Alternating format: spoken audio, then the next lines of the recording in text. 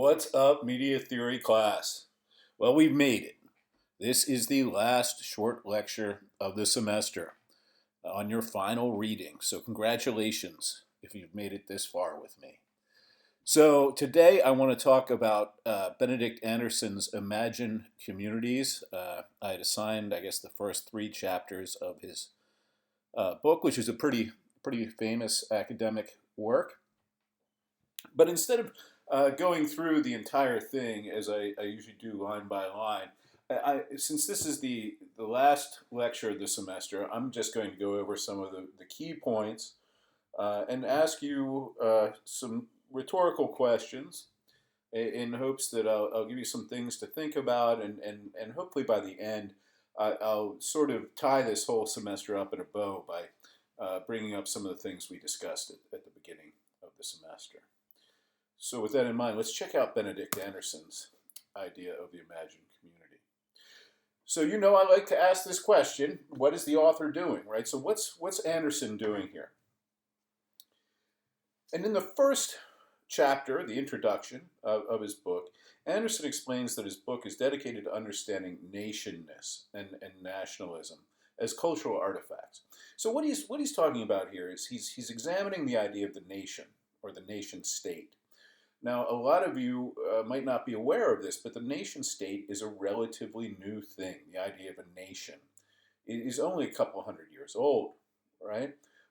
Before this, of course, we had different kinds of ways of understanding communities, large communities, right?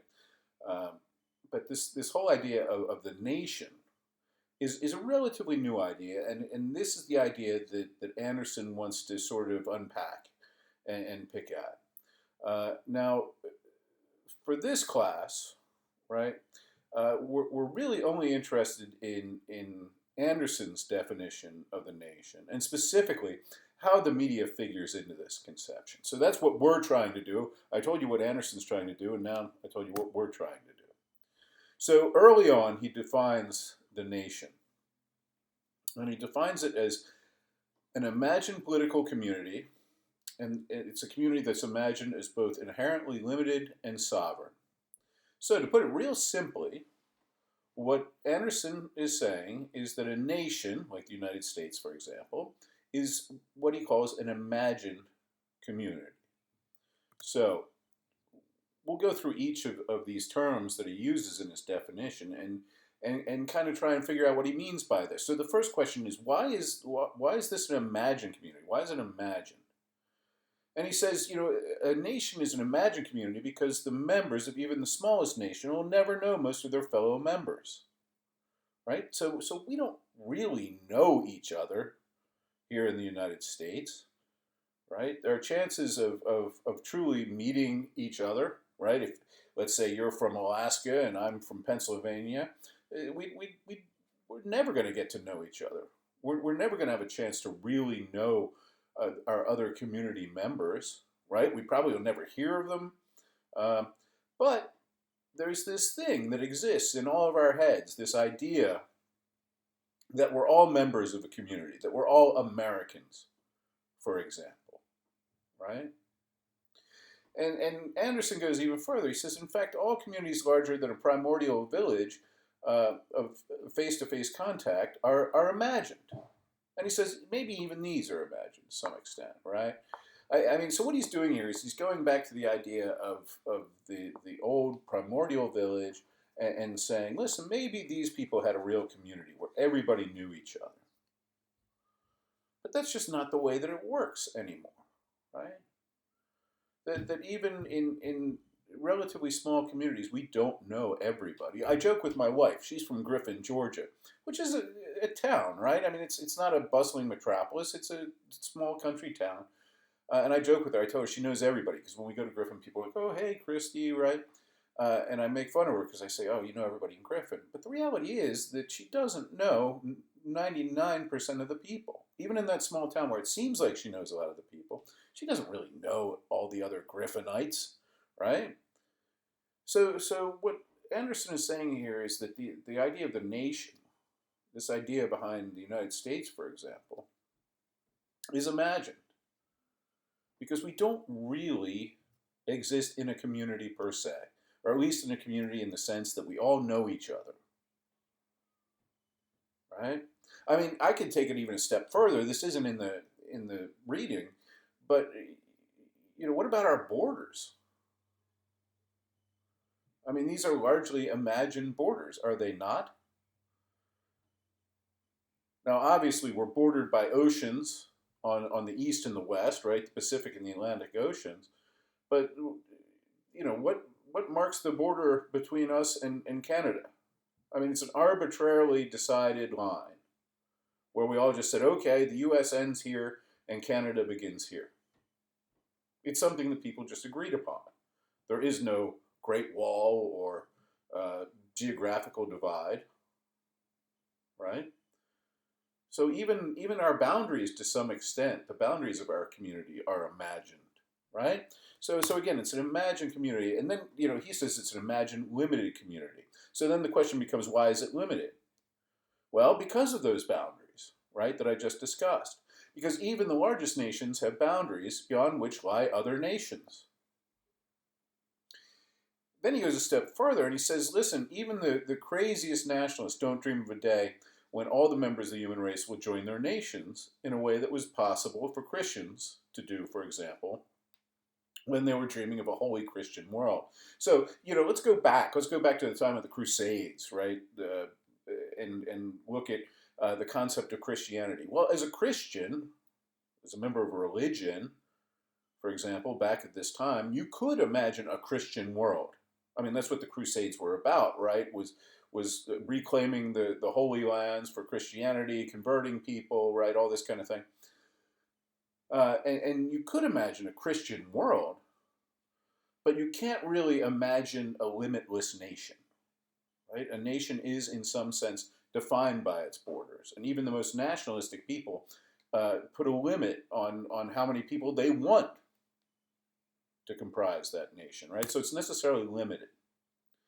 Now, it's also sovereign, right? He says it's a sovereign imagined community. And the reason he says that it's we need to regard it as sovereign is because it was the whole idea of the nation state was born in an age in which Enlightenment and Revolution were destroying the legitimacy of divinely ordained hierarchical dynastic realms. So this is a fancy sentence, right? And one that we should unpack. So what he's saying is that the whole idea of the nation state is in part an idea that comes out of the Enlightenment era. And during a time when the idea that you be ruled as part of a kingdom by a king or a queen who is, divinely ordained, meaning that they've been given their position by God, right? That idea was losing fashion at the time we came up with the notion of the nation state. Indeed, for example, as we broke from England with the Revolutionary War, right, our Constitution and our Declaration of Independence were both documents that were heavily informed by Enlightenment ideals and ideas. And the Enlightenment ideas maintained that somehow the people themselves were capable of self-governance and that they weren't to be ruled by some person who claimed to be put in that position by God. Now, the Queen who just died and the new King of England, King Charles, right? Even today, they maintain that those positions are divine, that they are, in a very real sense, able to occupy those positions because God wanted them to, right? So this idea that indeed, at other points in history, people have maintained, rulers have maintained, that they were in fact gods themselves. So this idea, as it goes out, right, is replaced by these Enlightenment ideas, where we have these nations where everyone is free, and that the emblem of this freedom is the sovereign state, where the state rules, where the people rule themselves, rather than being ruled over by a divinely appointed king or queen. And then finally, Benedict Anderson answers the questions, why is this a community?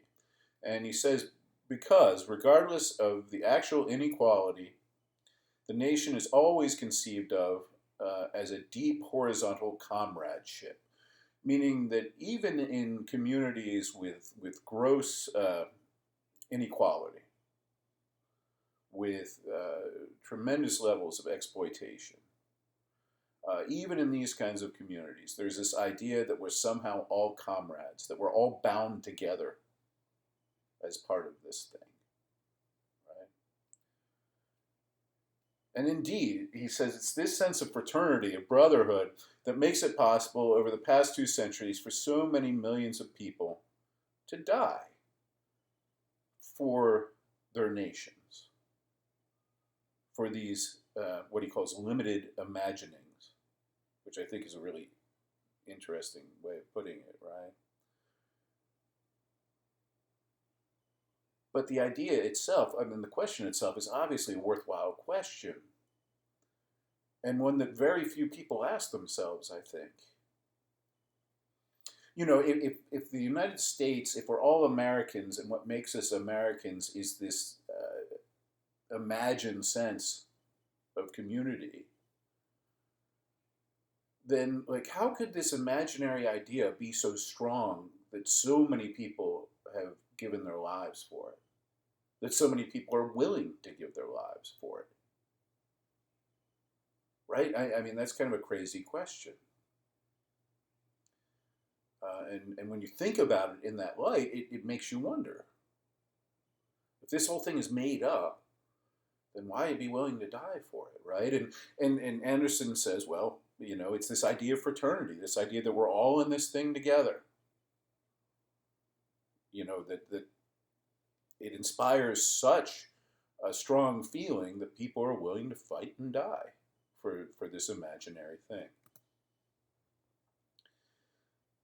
All right, so this is the basic definition that he gives, and we've unpacked the definition. So now let's think about these ideas a little bit. So the first question that comes to mind, to me at least, is, you know, what do we have in common as Americans? And I think the answer is obvious. It's not a lot. Right? So what does the Eskimo girl in Alaska have in common with the redneck guy down south? And what does he have in common with the indigenous people, the American Indians out west? And what do they have in common with a wealthy gay man in New York City? And what does he have in common with an old Southern African American lady? And so on, right?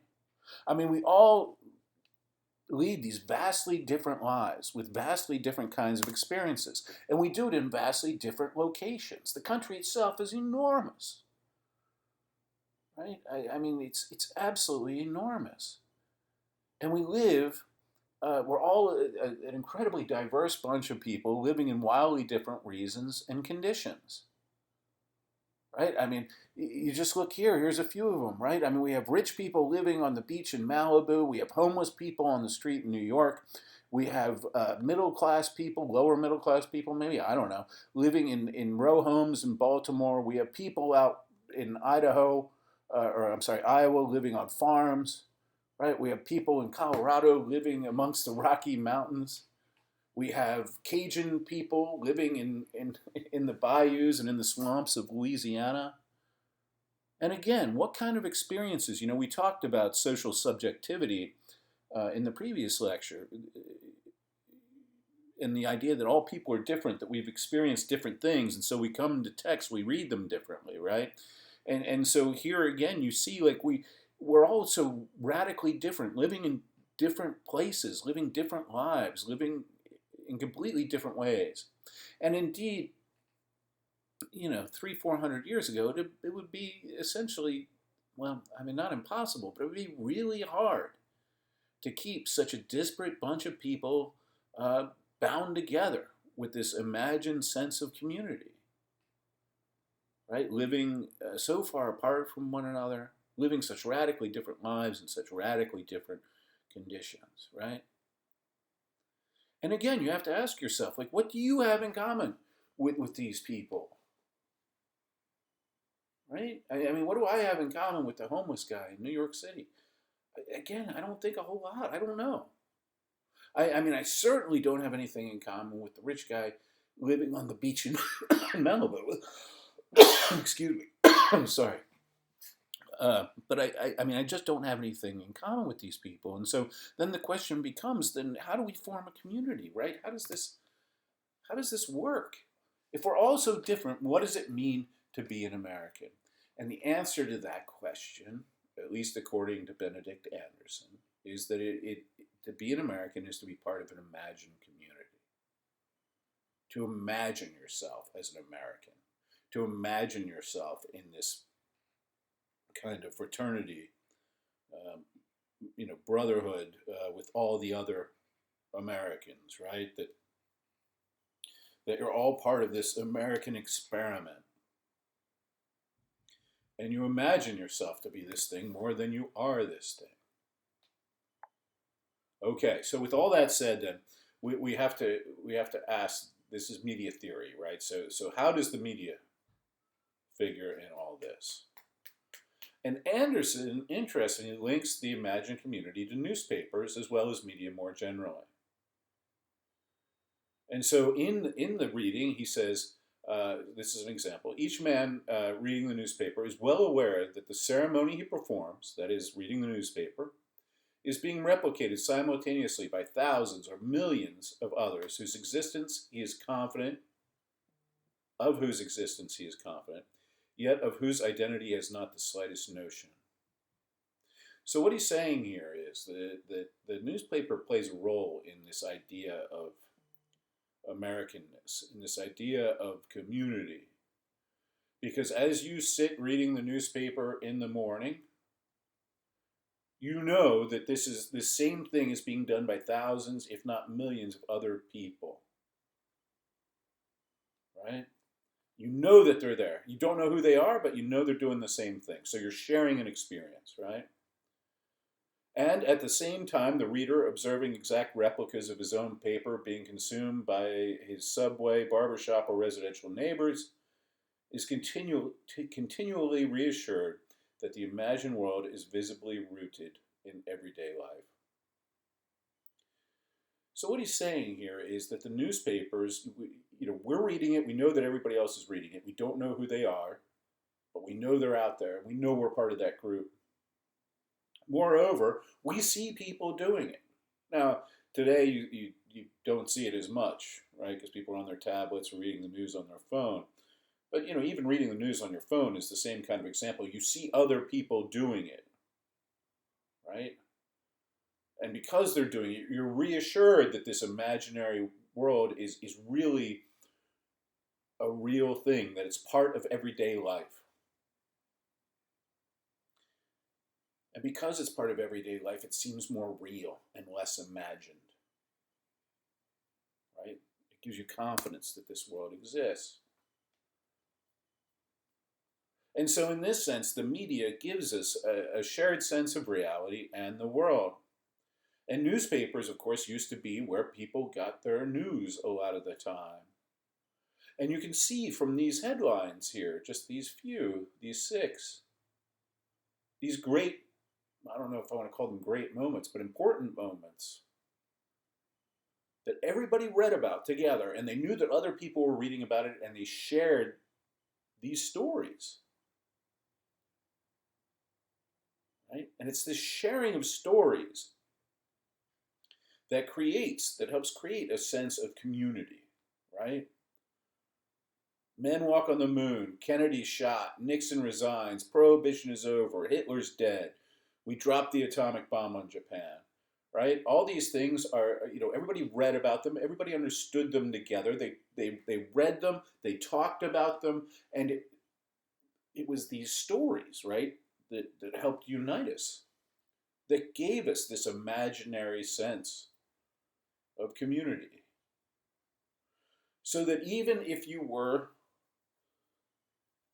I don't know, even if you were an Eskimo girl in Anchorage, Alaska, or a Chinese immigrant living in New York City, when Nixon resigned, you probably read the same headlines, right? You shared the same stories.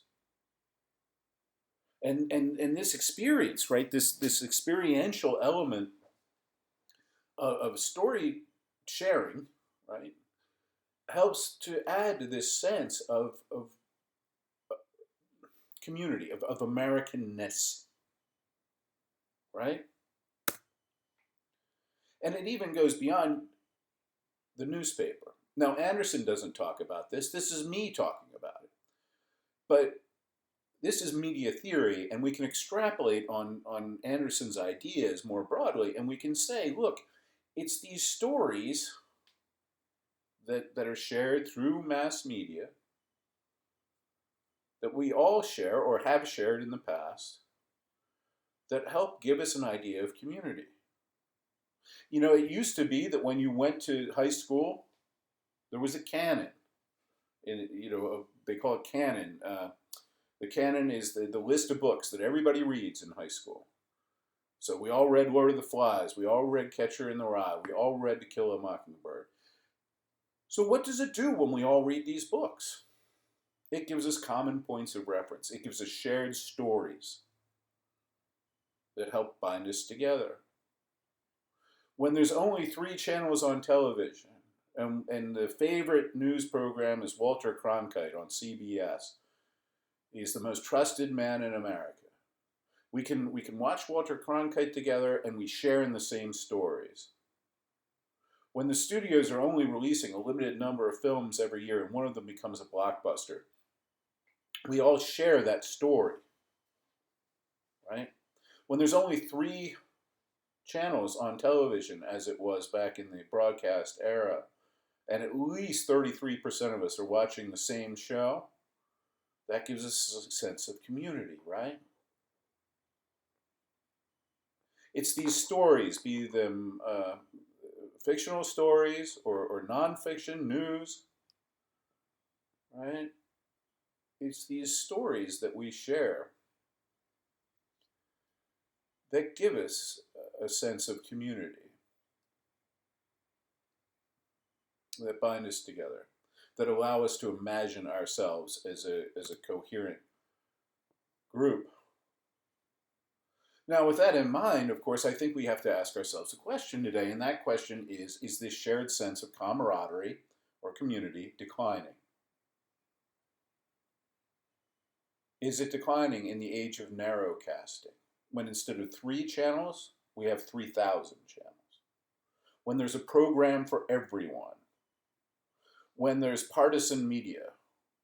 When if I'm Republican, I can listen to Fox News all day, and if I'm a Democrat, I can watch CNN or MSNBC all day, and I never have to hear anything I disagree with. Is there a sense of camaraderie declining in the era of the culture wars and censorship, where people are arguing over which books should be in libraries and what teachers should be allowed to teach in schools? Is it declining because of the destruction of the canon? Because today there's a lot less agreement about what kids should be reading in high school, about which books are quote-unquote classics. Is it declining, in other words, because we're all engaged in our own media instead of a mass media? Does that lessen our sense of community? And how about social media? I don't see a lot of happy people on social media. I see a lot of people attacking one another, attacking whole groups.